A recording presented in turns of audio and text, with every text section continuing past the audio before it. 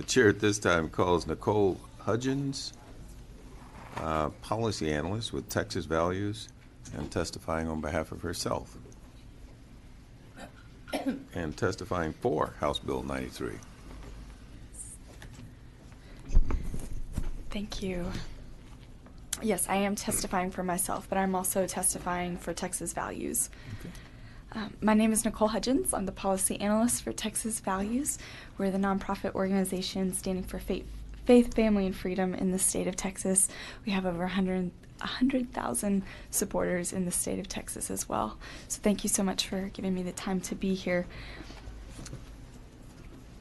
When I think about the marriage issue as a whole, and think of the role of government in it, if you strengthen marriage, you strengthen the rest of society. It's the nucleus, it's the foundation of the family. If you can strengthen that, you'll strengthen the rest of the state in this case. There are over 80,000 divorces. And out of those 80,000 divorces, over 60,000 children are impacted. And I can speak to this personally as a millennial. We had a gentleman who spoke here about how there were much fewer divorces before no-fault divorce and so many after. My parents knew very few people who had a divorce, but as a millennial, 1 in every 2, 50% of us have been impacted by no-fault divorce. And it's concerning sociologists because the reason why millennials are not getting married today is because they've been so negatively impacted by divorce. And I would say specifically no-fault divorce. Certainly there are cases in which divorce is necessary, but when you're looking at the impact it has on my generation and future generations, you as a state have to look at what's in the best interest of children.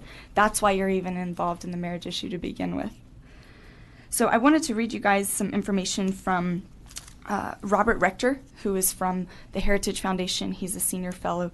He's one of the best experts when it comes to marriage and poverty issues. He talks a lot in many of his reports about, we love to deal with the issue of poverty, but actually, if you would protect intact families, you would reduce poverty significantly.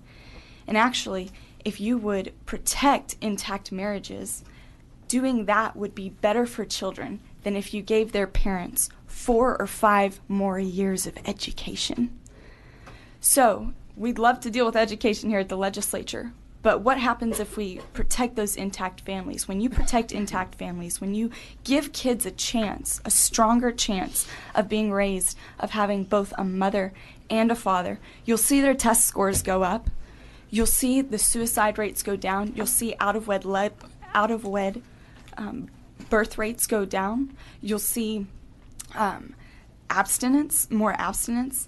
When you create an environment where both parents are more involved with their child's lives, it's going to be better for those children. So I'll go ahead and read that research from Robert Rector. It says poverty is... Can you wrap it up, Ms. Hudgens, for us? I'm sorry? Can you wrap it up for us? Yes, I can. I'll just give you a quote. Being married has roughly the same effect in reducing poverty that adding 5 to 6 years to a parent's education has. Interestingly, on average, high school dropouts who are married have far lower poverty rate than do single parents with 1 or 2 years of college.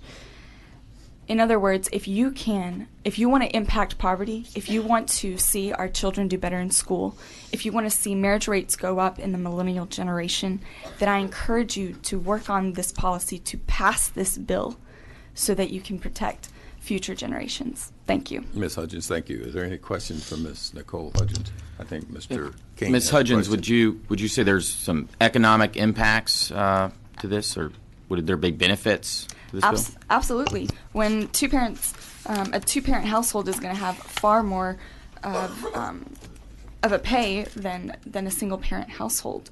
So taking care of the kids, you've got potentially 2 incomes rather than 1.